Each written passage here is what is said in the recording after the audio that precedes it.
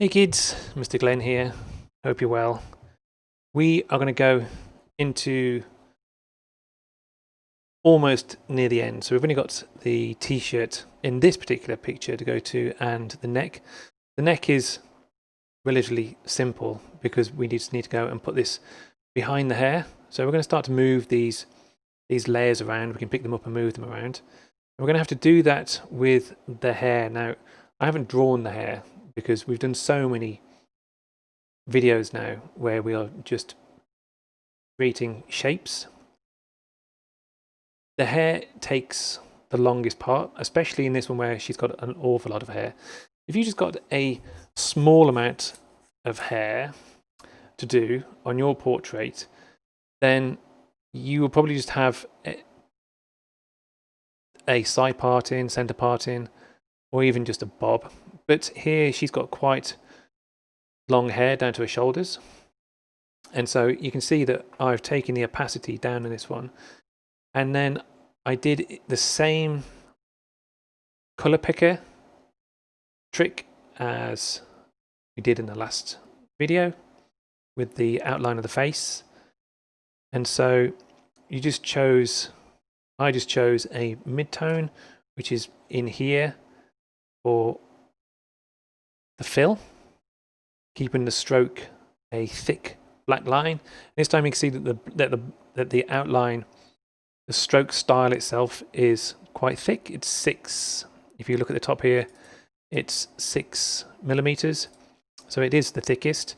And you can see that it's got no depth. There's no depth to the hair here. And so what we're going to do is just go into the hair. The hair's at the top now, and select into here and bring the opacity down. Need to go and select it, hit S and bring that down so we can see what's going on. I'm going to double click in here so we can see all the nodes. It takes time to do the hair because we don't want any jagged points. You can see that I've got one there. You can see that it is, unless you've got a point where they're coming together, that's kind of okay. But we want it as smooth as we possibly can. Now, the other thing is that where the hair starts to change color, we have to look where the light is happening. And here she's got darker parts that are just in sort of pools, all coming from a center parting. So they all go off this way and they all go around this way. And then they start to sort of touzle and sort of come down here in streaks of different shades. So this is a darker area and this is a lighter area. You need to look at that. You need to be careful about what it is that you're choosing, because it does start to look a little stranger as we go to put the colors in.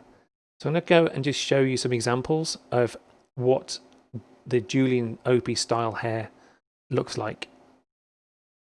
So this is an example of an Opie portrait. I do think this is an original as well, but you can see that there are 3 main shades to the hair. And this is generally what is the trend with good ones. You can see that the darker areas are here. They're quite full. They're not always like this though, but you can see that there is a definite light change and the light is happening on the top. Now our model that I'm using doesn't have this particular style. They're in rows, but you can see that the split, so you can put extra lines into your artwork if you've got long hair to break up the colors. So if we go into the one of the most famous pictures is the Blur, is the Blur Greatest Hits album, and you can see that there are 3 main shades here and only 2, and then I think there's some 2 on this one and there's none on this one. So if we just pop into here and look carefully, and then we can go into our artwork. So what we're going to do is just show you the one that I've made. You can see that the hair in here, I've started to pull it so that these are starting to move around, and you have to go and start to put different layers of hair in. So I've got 3 different layers of hair. So there's my original, and then these are the highlights. So I just copied out the highlights based on where she was in the picture, and then the darker sections are obviously here, and I can pull those together, and you can see how the hair is being pulled from that center parting down, and I'm trying to make sure that there is a streak going from front to back, or back from the side here, and the longer pieces do come down.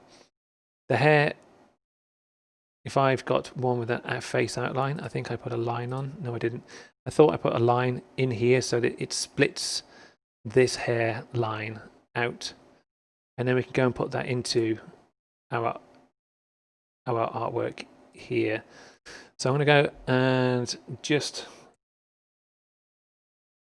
put that full opacity, and then I am going to go and just select out of here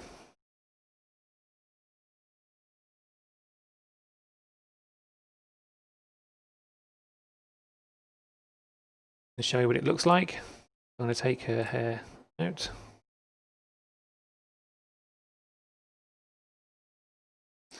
You won't do this. I'm just doing this because of speed.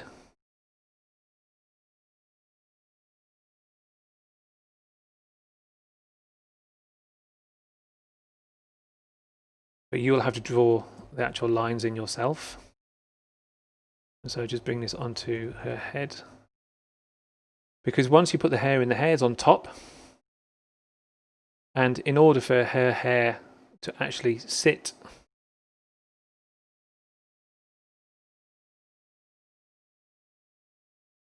like so,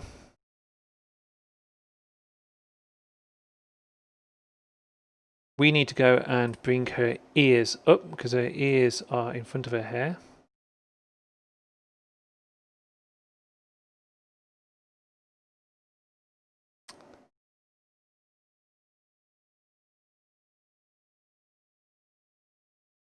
And then turn her ears on. And then the ears and the eye, the face outline, can turn that on. And so now, because I've pasted the hair over, yours look a lot better than this, but her hair will move over. And so what will happen is we will have, it'll start to look like this. As you start to move the items around, you'll see that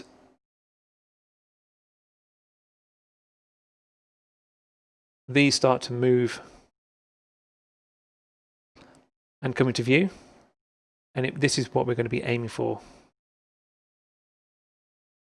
I'm just going to move her ears up through the layers using this one here. If you can see, I'm going to go and take my camera off. You can see where I'm clicking. So these, you can either pick them up and move them around, or you can just use this layer here, and you can just see her ears peeking through her hair like that.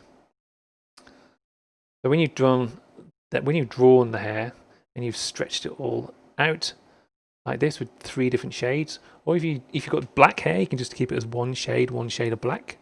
It's entirely up to you. You can go and draw the neck, and you can see that the neck is down here next to the t-shirt, and we are moving our layers up and down. The last job would be putting a background layer in, and that is just simply a new layer right at the bottom. It's called background, and it is a simple box. Unlock this. It's a simple box, and then you choose whatever color you want it to be, including the fill and stroke, like that, and you can go and change that however you like using the skills that we did before. You want something in high contrast, and then you're pretty much at the end. So your job now is to go and fill in the hair. using your pen tool and go and create a hair outline. It needs to be quite thick. You can see that I've got it at 6mm. And then choose a mid-tone in the hair as a color using the color picker. So you can see that I'm choosing this like that. And then that's what we did with the face outline. And then you can go and start to move your ears and your outline, your face outline, according to where it needs to fit, depending on which order you've drawn things in. Draw a neck. The neck will go at the bottom, near the bottom layer, and then any shoulder work or any t-shirt work that you've got is near the bottom too. And then you need a flat background layer I called BG here, which is just a flat box, and that goes at the bottom layer as well. And then you are pretty much done. Last task will be on the Firefly pages for you to submit this into your Google Classroom. As always, Year 6, good luck.